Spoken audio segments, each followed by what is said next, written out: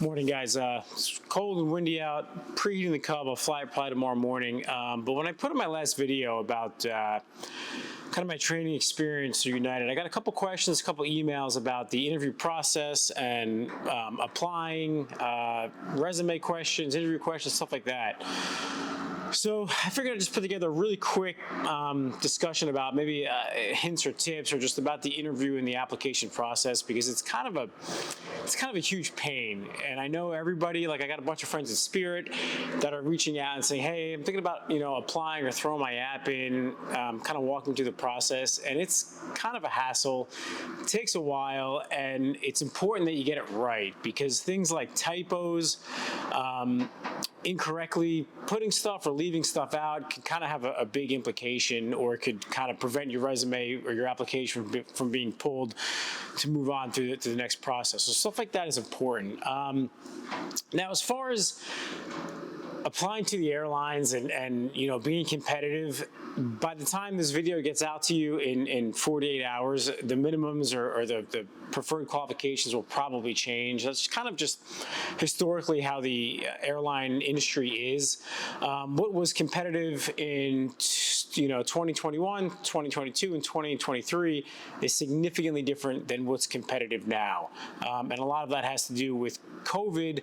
Coming out of COVID, during COVID, a lot of the airlines, they gave early outs, and then coming out of COVID, they had to, backfill all of those positions as well as start growing again. So they really had no choice but to just hire a significant amount of applicants, probably from a lower, I don't want to say lower qualified, but they just have less experience, less time than they traditionally would have had, say, prior to COVID.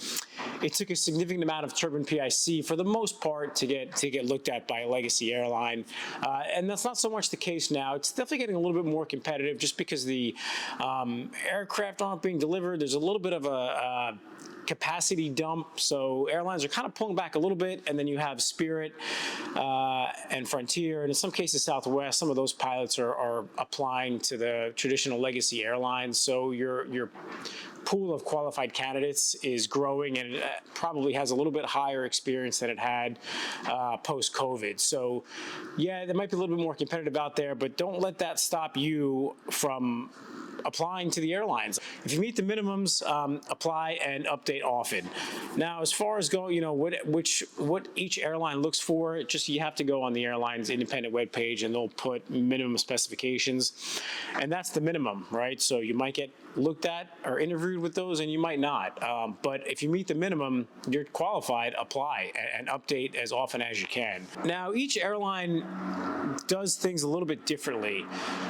I've been through 4.5 airline interviews, and I say half because I went through the American HR portion, which is done via a Zoom call, and if that was successful, I would fly down to Dallas and do the in-person interview there with a panel of pilots and I believe HR.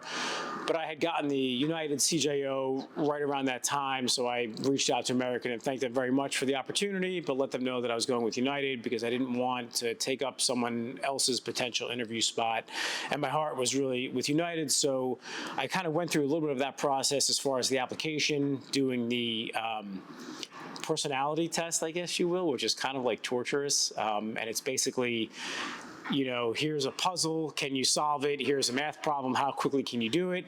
Here's a question, here's 5 terrible answers, but which one would you pick? And I don't really know exactly what they're looking for.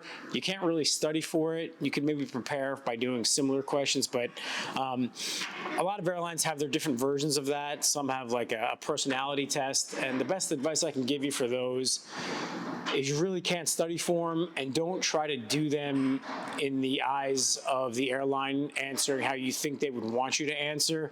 You just really have to be truthful, because they're going to ask you the same question probably 5 or 6 different ways throughout the test, so you really don't want to try to answer it one way and then try to answer it another way later on. So just kind of be honest, be yourself. That's the best advice I can give you for that. Now, when I was a flight instructor way before the ATP minimum rule, usually you needed about 1,000-ish hours. And I think 100 multi was like the magic number to get an interview from like Mesa, Colgan, ExpressJet, all those airlines. And even back then, this is 2004, 5, 6 timeframe. A lot of the airlines, they would have like a multi-day process. They'd fly you down there, and then you'd do like the HR portion one day, and then maybe a simulator evaluation the next day, which I don't know if any airlines do that anymore. I did a sim eval at Colgan back in 2005, and it was at a Beach 1900, and I didn't really prepare for it, meaning I didn't buy sim time, and they didn't really want you to know too much about it. They gave you, percentage numbers for takeoff, but takeoff, do a steep turn, climb, descend, maintain altitude, and then here's a holding. How would you enter a holding pattern? And that's basically what it was. I drove up to LaGuardia, the Marine Air Terminal. I think it was flight safety, and I didn't even know that they had a 1900 simulator there, but they did, and it went fine. I ended up getting the job. And I don't remember much about that interview, except that they asked me what were the roles and responsibilities of a flight attendant, and I remember going on some kind of rant about them, serving the passengers. And the guy sitting next to me stopped me. He goes, "They're there for safety." And, okay, yeah, of course they're there for safety. Felt like an idiot. But anyway, I went through the interview there, and I ended up getting the job at Colgan. And then I interviewed at ExpressJet about a year later, and that interview was very similar. They told you the day of if you got the job or not. There was no sim evaluation for that. It was basically just tell me about a time, questions, a couple technical things, and I'll go into that further along. And then Spirit's interview in 2013 was very laid back, no pressure. There was not really a technical portion. It was more just HR, tell me about a time, tell me about yourself, so on and so forth. Because remember, if you meet these minimum qualifications and you're heading down for an interview, I mean, you're already qualified. They're not going to sit there and hammer you on technical rebuild the airplane, because they know that you obviously know that stuff. If you've been flying, you should know that stuff anyway if you've been flying the airplane, but they kind of want to just get to know you. They want to know, hey, is this person going to fit in the corporate culture? Are they going to be someone that I want to fly with for a 4-day trip? Stuff like that. What else? Okay, so as far as getting the resume together, I don't know what I did with it, but I had my resume from, I think, ExpressJet and Spirit, and it's the same format, and I'll put it up here so you guys can see what it looked like. But it's very simple, just kind of highlighted my time, my qualifications, and a little bit of the volunteering that I did. Now, in the past, things like Turbine PIC and college transcript and volunteering were all kind of important. And now the college degree has kind of been relaxed a little bit. Actually, it's been relaxed significantly. I know quite a few people that got hired at American, United, and Delta without college, where in the past that was really, it was kind of unheard of. And here, I went to a couple colleges. I'm not a doctor. I didn't, it's not like I got any advanced qualifications. It just took me a while to get my degree in history. But I ended up starting off at Riddle, and then I went to a community college, and then I finished up at Rutgers. And I kind of asked myself, I didn't do all that great in college, and I wonder if it would have been better off if I didn't go to college, because I would have saved a significant amount of money, and I wouldn't have to explain myself why I got such poor grades. But I think the thing about having an interview or having something on your resume that maybe you're not super proud of, use it as an opportunity to kind of let the people interviewing, let them in on kind of who you are and what your life was like. An example of that is I remember I was kind of stressed out about how I was going to answer doing so poorly in college. And then, I thought about it, and I did an interview prep service, and I'll talk about that. But it was something along the lines of, hey, I wasn't doing that well at Embry-Riddle. I decided, let me come home, let me kind of regroup, and let me figure out a way to not only finish college, but continue on with my ratings and certificates. So at the time, I was paying for college myself. I was living at home. I was working at a gym, and I was also flight instructing. So I thought of it as a way to say, hey, this is, how I dealt with a challenge. I had to pay for school, I had to continue my education, but I also wanted to flight instruct and continue to build my experience. So I was able to manage all of these things, and unfortunately, because of that, my grades weren't as high as maybe I would have liked them to have been. But it shows, hey, I was able to juggle a whole bunch of things. 2 jobs, continuing on my education to where I did achieve the college degree, and you kind of look at it like that, right?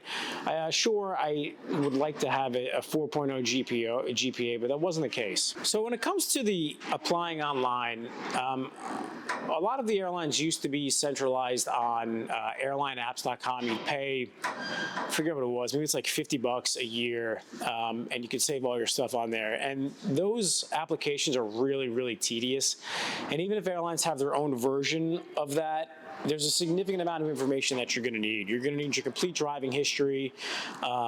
You want to have a good look at your PREA to make sure that all of your check ride busts, if you have any, are on there.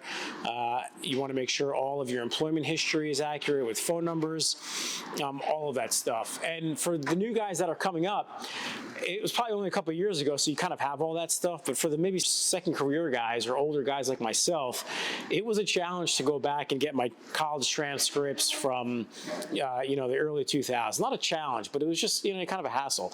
And then I had to go back and look for numbers and addresses of airlines that are no longer there. And I kind of had to figure out, hey, what point of contact are they going to want for an airline that doesn't exist anymore? So just a little bit of due diligence that you're going to have to do to kind of get all that stuff together before you hit submit on the application. And as far as the application goes, I applied to American and United shortly after the merger was blocked in January.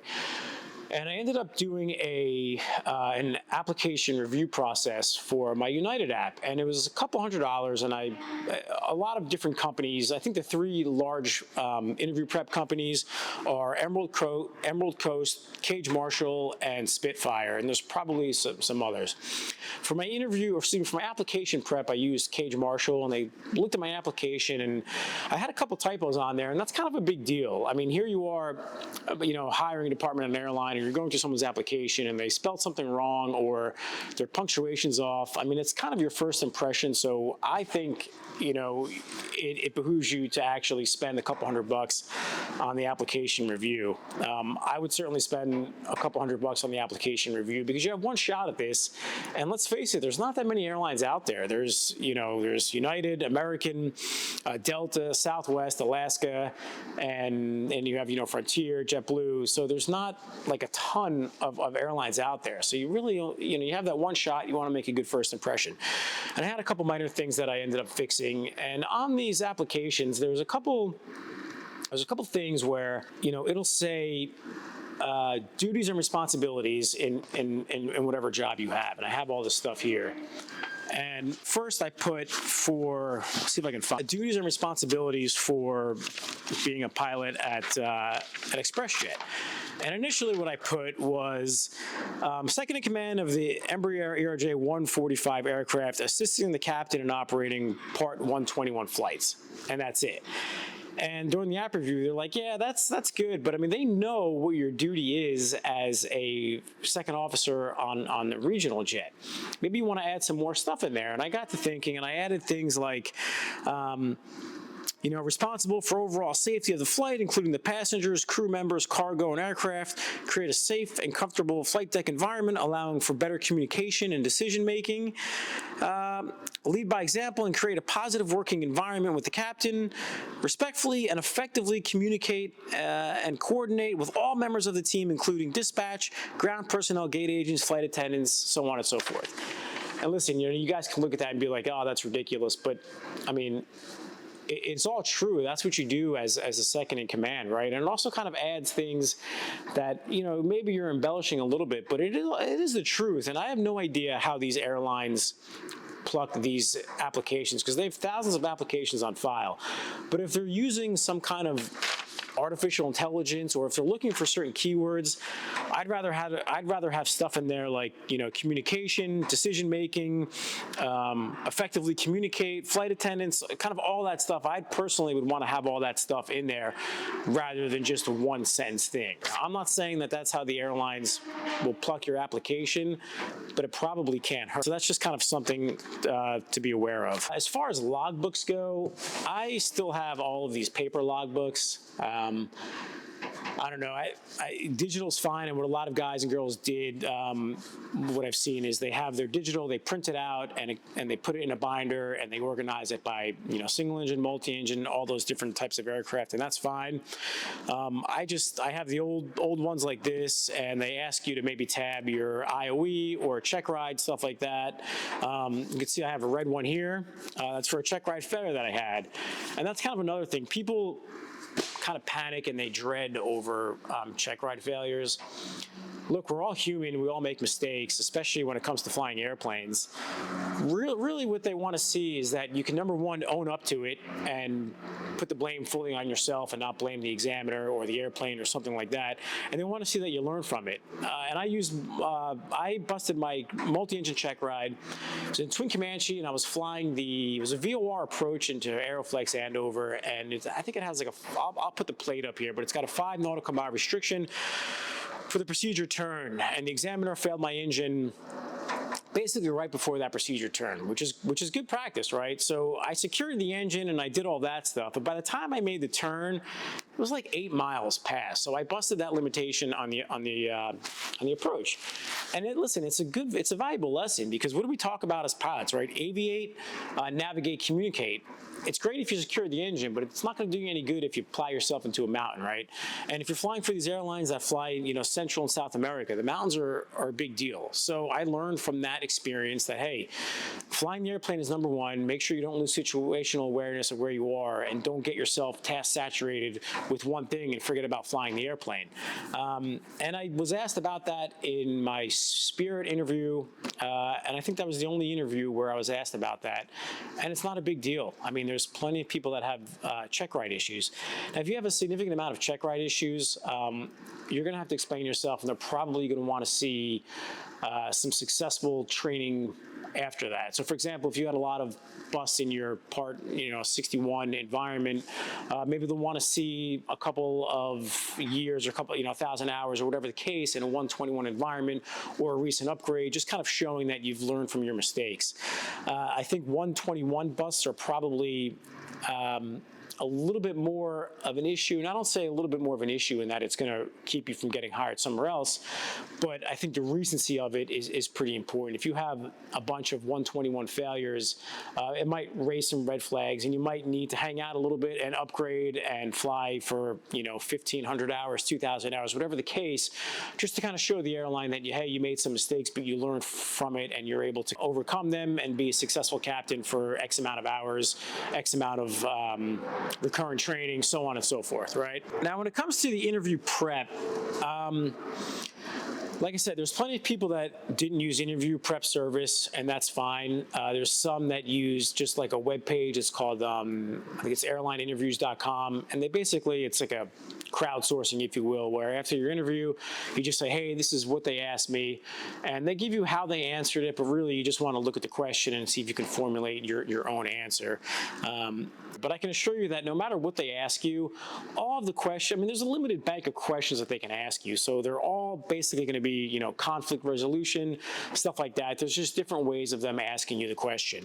I used Emerald Coast. I thought it was a fantastic program. And what they do is they give you a whole bunch of homework beforehand, and then they have these things called rapid fire, where you're basically on a Zoom call with a couple other applicants, and you have someone that's emulating them being an HR representative and say, hey, tell me about a time you dealt with conflict in the cockpit, or tell me about a time you had a customer service issue.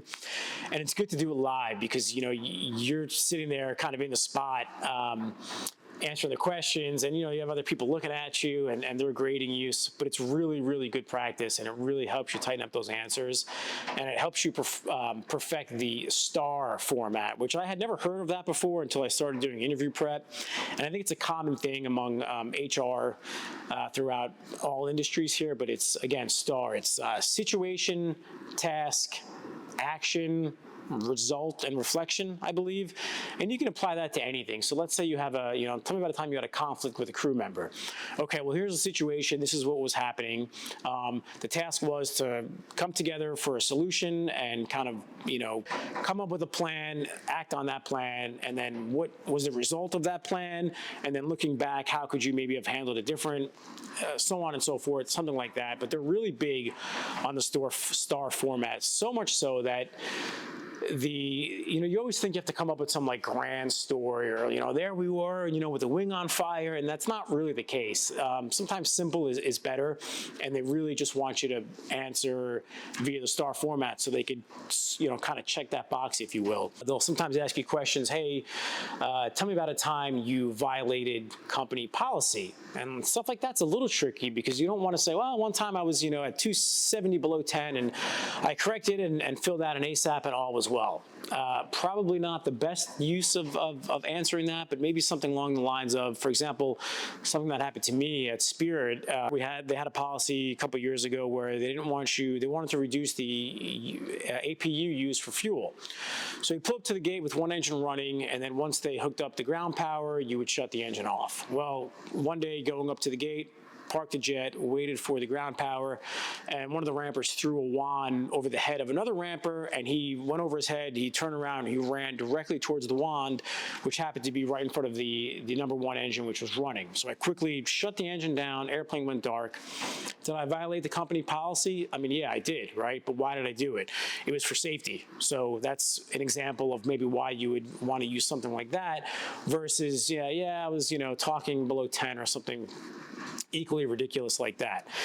So these are this kind of things that this airline prep kind of helps you answer with questions like that. And I think the biggest aha moment for me was I was kind of wrapping up my sessions, and all the airlines, again, they kind of ask you the same questions. And one of them that all the airlines are going to ask you, and it's usually towards the end of the interview, is, why such and such airline? And I kind of knew why, but I couldn't really just wrap it into like a nice 3 to 5 minute dissertation, if you will. So towards the end, she had asked me a couple questions, and she was asking me in a way that I was answering all the questions kind of into one little grouping. So she kept kind of rapid fire question. And then she asked me, I forget exactly how she asked the question, but she did ask me a question, and it kind of involved my family and the experiences that I've had at Spirit and kind of what I want my future to look like. And I answered the question, and I looked up at the screen, and she had just this gigantic smile on her face, and then I kind of smiled, and she's like, "That's it. That's your why such and such airline." So it's kind of like one of those moments, and that was worth it was like a couple $100, but that right there was worth it. And I fine-tuned that, and I dialed it in, and it was like the ending of a movie at the end of my interview. They asked me that question, and I just, boom, went right for it, had it memorized, and I felt like I felt like I nailed it. And that might make the difference between, having an okay interview but nailing that and getting the job, and having an okay interview and not nailing that and not getting the job. So for me, the interview prep, I think, is highly worth it. Which one you do, I think, is, that's up to you. You can kind of research them and find out which one might work for you. But I highly recommend doing that, because for me, it paid dividends. I thought it was great. And another thing about the interview questions itself is, depending on your experience, the questions that they ask you may be a little different. Now, I remember when I was interviewing at Colgan and at ExpressJet, I didn't really have much experience other than general aviation and flying. So I was always kind of wondering, like, what question are they going to ask me that I haven't thought of, or I've never seen before. And there's books, Airline Pilot Technical Interviews, where you can kind of read through those questions and come up with it. But what I found at Spirit and recently United is they ask you these questions. You've been doing this for kind of a while. I've been doing it for kind of a while. So there was really nothing out of the ordinary. I kind of had to just maybe take a second to think about a story, but really they're asking you how you would operate day in and day out. I've seen a lot of things from customer service issues. I've had medical diversions. I've had mechanical diversions, emergencies. I've had a lot of different things that I was able to kind of pull from. And for those guys that are in your second career or you're older with a little less experience flying, don't let that stress you out. What you lack maybe in experience flying airliners, I can guarantee you have in just life experience and working in the corporate America and dealing with conflict. I mean, all of that stuff applies. It doesn't necessarily have to be flying. And I remember one point during the Zoom call, it was me and another applicant. And he was really sharp, really well-spoken. He didn't have much experience, though. And I remember the HR person, if you will, said, hey, can you give me a time when you had to deal with some traumatic experience in your home life, and kind of how did you deal with that? And I mean, we sat there for like 10, 15 minutes, and he just could not think of anything, of any conflict at all. And here I am like, man, I'm 44. I've gone through so much in my life, from, almost failing out of college, right, to car accidents, to loss of family members, to, almost losing my twins when they were born. So like I had all these things that I could pull from, and this guy just didn't have a lot of it. And it really kind of got to him. And it was just like, listen, don't worry about stuff. Don't worry about that, because there's gonna come a point where they're gonna ask you a question that you may not know. And I mean, that's kind of part of the deal. And kind of how you handle that, I think, is more telling than just not knowing. I think it was something like he had like a bad flying lesson, or just something like really mundane, right? But it wasn't his fault. I mean, he was, early 20s and just didn't have that much experience, or just didn't have anything in his life that was that traumatic. So it's not a big deal. And this is where it got really weird, right? Because she asked me that, and, I thought about my twins that were born. They were born like a month early. And it was, I mean, for a minute there, it was terrifying. And I thought about that, and I started talking about it. And like, my eyes started to water up, and like, I got choked up, and I was like, I'm like, this is bad. This is not good. And she's like, hey, this is awesome, because it shows who you are. It shows that you're human. And it shows that, like, listen, life happens, and kind of how you deal with it is really what this is all about. You're showing them a part of you that maybe they had no idea about. It shows that you're human. That being said, you don't want to have like a mental breakdown and not be able to collect yourself. But it was really good because if I hadn't maybe answered that, or thought that, hey, maybe they're going to ask me this question, and they asked me that in the interview, all the emotion of the day. I mean, it's an emotional day. You work so hard for a good many years, a good part of your life to get there, and then they ask you this question, and it's like, oh man, and I'm glad that they asked me that question there, because if they would have asked me that, and they didn't ask me that question at the interview, but if they would have, I don't know, maybe the tears would have came, and I wouldn't have been able to collect myself. And that's, yeah, you're human, but at the same point, you can't have a breakdown at the interview, because what happens when you're in the airplane and there's a fire? You have to be able to compose yourself, right? So that was just another aspect that I thought was really, really good of the interview prep, is kind of reflecting and answering questions out loud, because you can think about answering it, but until you actually do it out loud, believe me, it's different. And when you have somebody critiquing it, it's significantly different. So that's why I recommend that. And again, guys, if they're flying you out there, and if they're going to take their time to interview you, you have the job. So the job is yours to lose for the most part. And I don't want guys to think that because they have less time or less experience that they're not going to get it. I have friends at Spirit that have 15,000 hours that didn't get the job recently at a legacy airline. And I know guys that have 2,500 hours that did get the job. So don't let experience don't let that think that you're not deserving of the job, okay? And that being said, it was kind of funny too, when we were doing the interview prep, the one-on-one, there was a guy, they were talking about, tell me about a time you had a difficult situation on the flight deck and how you dealt with it. And I think I had talked about some like passenger that was getting annoyed, and how we maybe had to do like a diversion because there was a level 1 threat. And here I am like, oh, that's a good story, And then the guy after me went, and he was like a B-1 bomber pilot, and his wingman lost his instruments, and they had to fly close formation and like IFR to lead him out of danger. And I'm like, oh my God, that's a story. I was almost embarrassed. So, but it's good to see that too, right? Because it kind of humbled you in and said, all right, maybe I got to perfect my story, or you'll see somebody else that's kind of struggling with the story, and you're like, okay, they're struggling too. I struggled through a story. It's kind of just human nature. So that was kind of interesting to see too. As far as the technical portion of the interview goes, like the tell me about a time questions, you can find, hundreds of pages on like airlineinterviews.com, but it's really just tell me about a time you dealt with, conflict. Tell me about a time you had to make a decision on the fly. Tell me about a time you disagreed with a policy and what did you do about it? Questions like that. And then there's a technical portion, which I feel like airlines, I don't want to say they shied away from technical portions, but they've definitely gone maybe a little less hardcore on technical. It's completely fair game for them to ask you any technical questions on the airplane that you're flying. I mean, you should have a basic understanding of the airplane systems, limitations, especially if you're flying an airplane that airline flies, or the pilot who's interviewing you. If he flies the same airplane, I mean, it's all fair game. And I was asked a couple questions about the Airbus. There weren't anything too difficult.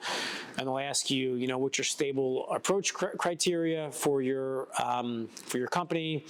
Walk me through a V1 cut profile. And these are things that you should know anyway, but they're just going to have you walk you through them.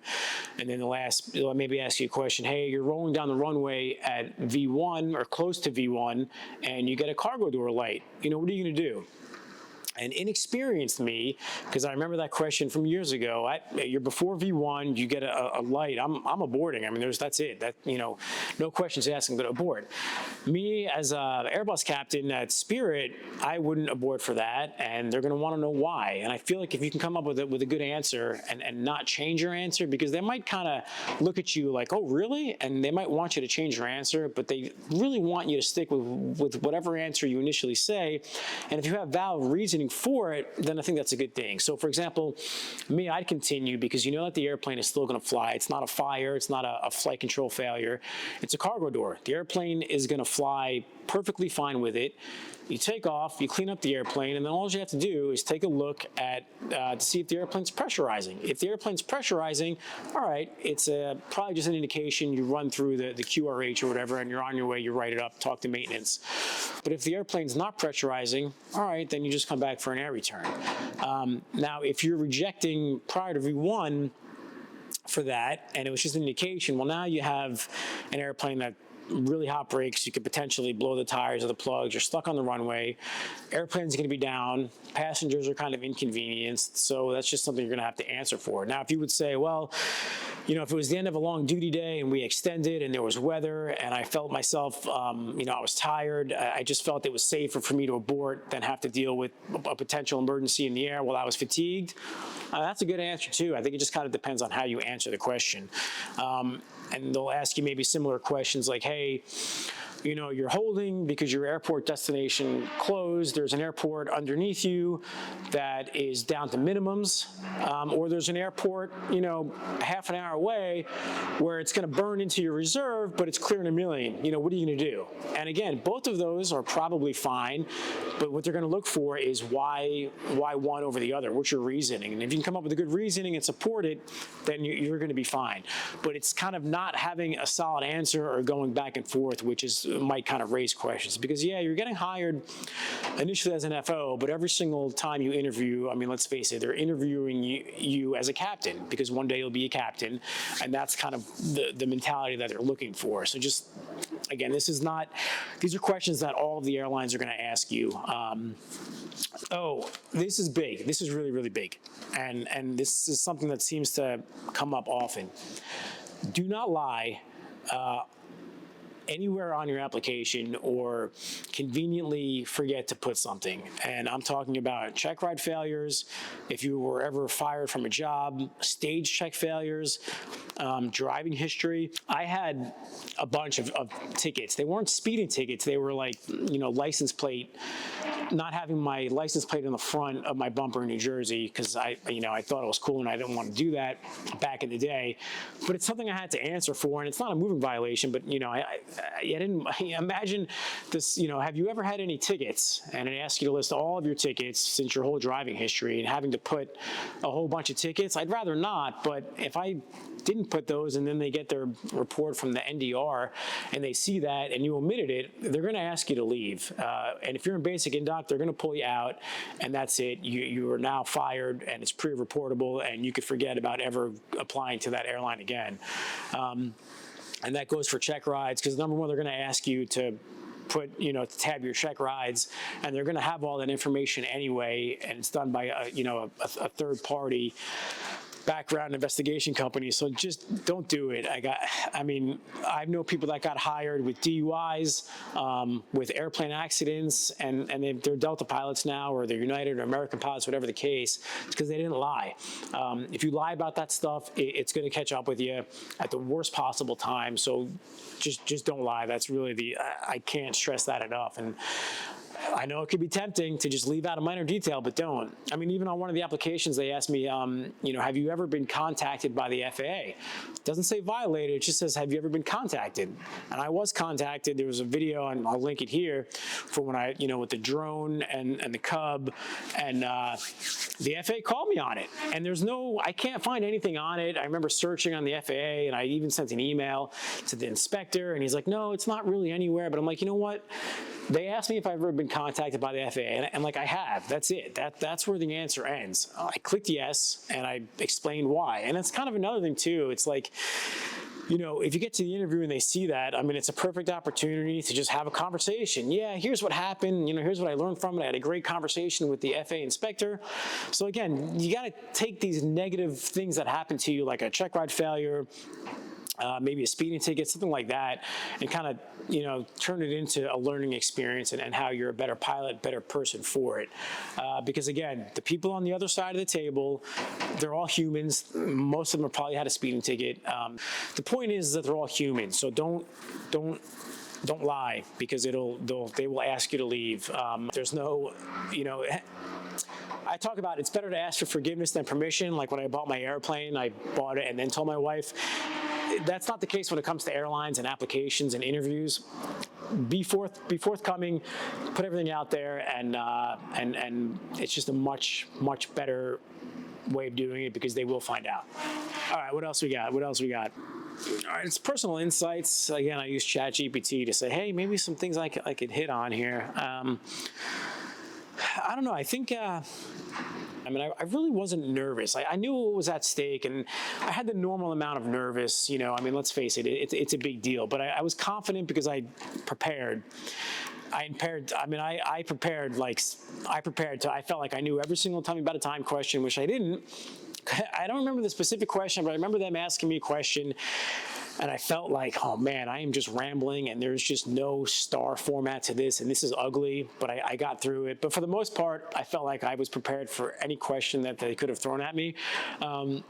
And I feel like I had not proved myself, but I've been around for a while. I've been flying the Airbus at Spirit for 12 years, a captain for 10 of it. So, I felt like, hey, I have a lot of experience. Let me just show them who I am as a person, and hopefully I'll get the job. And I did. As far as what I would do differently other than apply much earlier, I would say keep your here you go. Keep your logbooks up to date. I had so many friends that have been dragging for the past year for the simple fact that they don't want to tackle their logbook because they haven't logged an hour of flight time for years. And that is a big deal. I think American wants it. I think they prefer, I could be wrong, so please, if anyone has any information that says otherwise, let me know. But I believe American prefers, and this is recent, prefers leg by leg. or certainly day by day. I know, a year ago you could show up with basically, your printed out crew track or whatever, and they would accept that, but I don't think that's the case anymore. So imagine being 10 years behind on your logbook and having to I mean, that's just, ugh. I know guys that have done it. Actually, one of them is starting American, I think in January, and it was 10 years of logbook stuff that he had to get together. I always kept my logbooks up to date because of flying the Cub, so it wasn't an issue for me, but I know it was a really big deal for others. So just keep up with your logbooks, even if you think you're at your forever airline, because I thought I was at my forever airline, and it turns out I was not, and I had to get all my logbooks and stuff together, and that could be a real pain. So just keep your logbooks up to date. And as far as networking goes, letters of recommendation, I feel like that's one of those things you can never have enough of. I don't think it makes or breaks it, but I certainly would try to reach out to former colleagues or guys that you've flown with, guys or girls that you've flown with, and have them write a letter of recommendation, because I think it says a lot, especially coming from the company that you're trying to apply to. What to wear? This is a funny story. This was at my Colgan interview. There was a guy that was sitting next to me that had a suit on, but he had no shoes on. And I'm not kidding when I say this. He had socks on, but no shoes. Apparently, he said that they had lost his shoes, that the airline had lost his shoes, but I could never understand how he got from the airplane to the hotel without shoes on. I mean, it would be better for me, I think, to just wear sneakers than to not wear shoes at all. But he was asked to leave. It's pretty basic stuff, guys. Dark suit, white shirt, conservative tie, solid color tie, brown or black shoes. I think back in the day, it used to be like, Delta, you have to wear a red tie and maybe brown shoe or black shoes, whatever it is. I don't think the airlines are like that anymore. Just kind of be presentable and professional and just keep it conservative, I guess. During the interview, they asked them, did you use a prep service for the interview? And some guys and girls were like, no, I told them I didn't use it. I wouldn't understand. I mean, why would you lie about that? To me, I would want them to know that I prepared, and I think they're going to know if you prepared. And I feel like more than half the people that do these interview prep services, they work for the airlines anyway. So it's not a big secret that people use these. So I would just be honest. I don't know. That's something that I came up and I thought about. What else? I think that's pretty much all I have. Like I said, it's a very daunting process when you first have to apply, but just make sure, you go through your application. I would pay for the service. It's a tiny amount of money considering the potential millions of dollars worth of career earnings you could have, and I would dial it in because you only get a first impression, and so I would definitely do that with the application review. Make sure your logbooks are up to date. Do the interview prep, or at the very least do airlineinterviews.com, and make sure you have all those questions that you have the ability to answer. And also make sure that you understand the company that you're applying for. Make sure you understand kind of their corporate culture and things that are really important to them, because they may ask you a little bit about the company's history, or what do you think about XYZ Airlines values, and you want to be able to kind of rapid fire that stuff off and not have to think about it, because it shows that you obviously care enough to do a little bit of research on that company. That's all I got. I again hope that I never have to do another airline interview again, but if I do, I've done 4.5 of them, so what's 5.5. If you guys have any other specific questions, please just let me know. Shoot me an email, put a message on here. I know I obviously didn't cover everything, but this is kind of just like a macro speaking, hey, here's what kind of you can expect for the airline interview process. And remember, guys, they know that the interview gouge is out there. They know that you've seen all these questions. So they really just kind of want to get to know who you are. So kind of come up and formulate answers that are from your own background and your own life experience, so that they get to kind of see who you are, and you're not just giving these cookie cutter answers that don't really let them see the real you.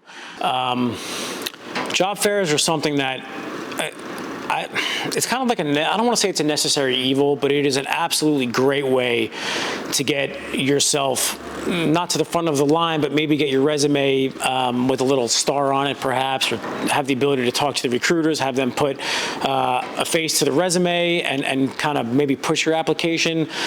And guys, I know I know it can be really frustrating, especially for the higher time guys and girls.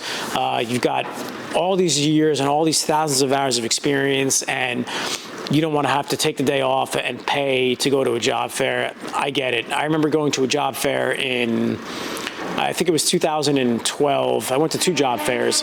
I went to one for, it was Delta, and it was for US Airways at the time, and I was really excited about the US Airways one, and I get there, and they're like, we're not actually gonna meet people individually, we're not gonna take resumes, it's just an information session. And I was literally, I was kind of, you know, it was one of those, are you serious? Are you kidding me? Not that I was really super competitive, but I wanted to at least have a shot, right?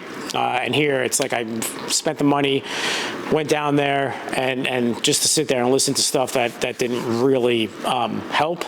And then there was Delta, when I got a chance to talk to one of their recruiters.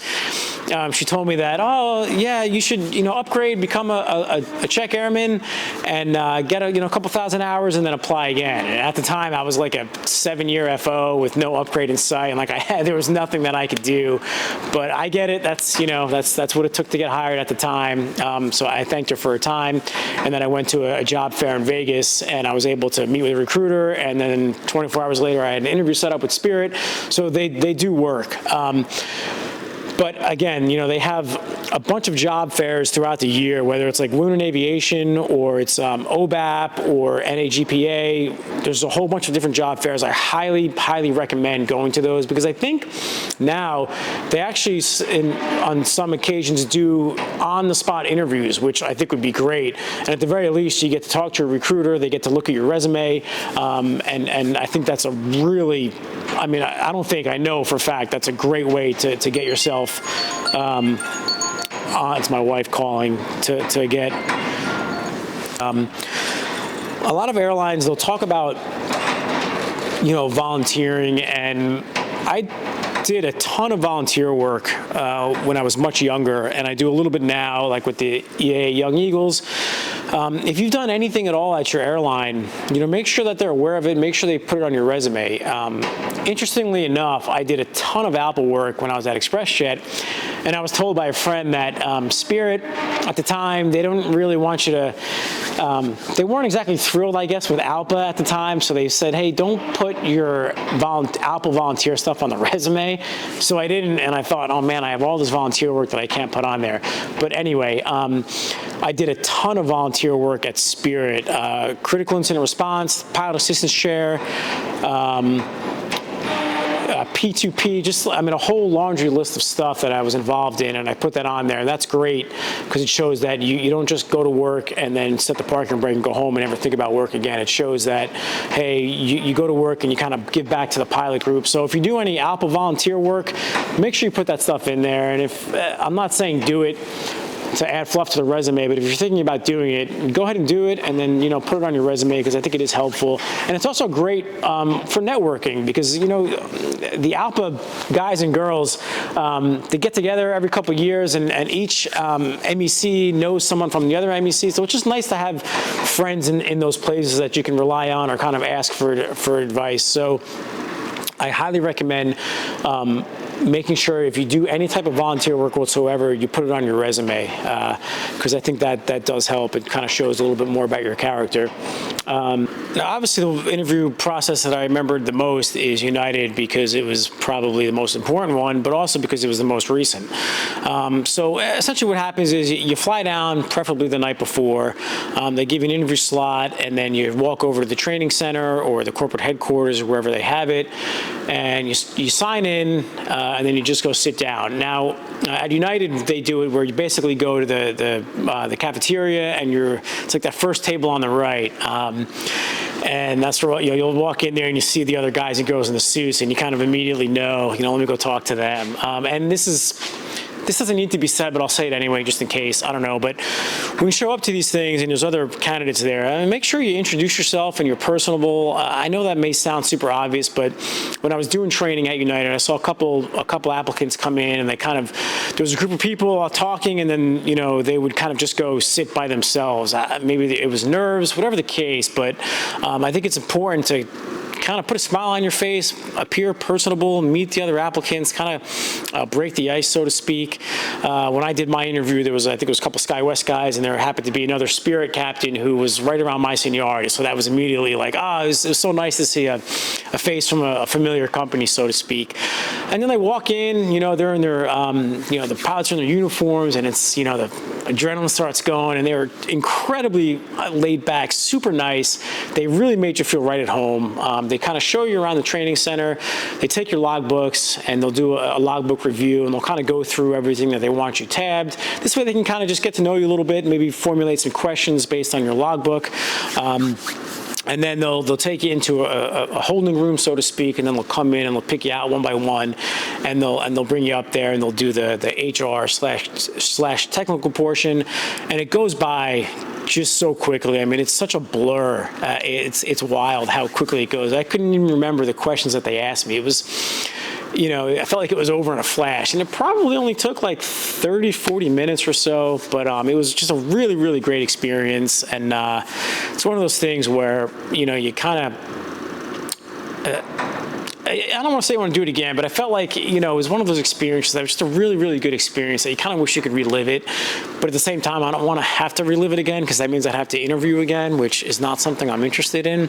But it was a great experience. And I do remember, again, when I was in training, all the applicants would go in the cafeteria. And I remember when one guy came in, and he sat down, and he had a gigantic bag of Chick-fil-A. And I was like, oh man, I'm like, that's a really good idea, man. I have no pull, but if I did, I would hire you. So he brought a huge bag of Chick-fil-A for everybody that was interviewing and for the applicants. And it's like, I mean, that's, I didn't bring anything. I brought my logbooks and a smile, but this guy brought the Chick-fil-A, and I wonder if he got hired. I don't know. I hope he did, but I'm not saying you have to do that, but I just thought that was kind of funny. That was a pretty clever thing to do. Again, you don't have to do that, but just when you are around the training center, there are eyes on you. So whether it's the van driver, the gate agent, the flight attendants, whatever it is, just make sure you're professional and friendly with everybody.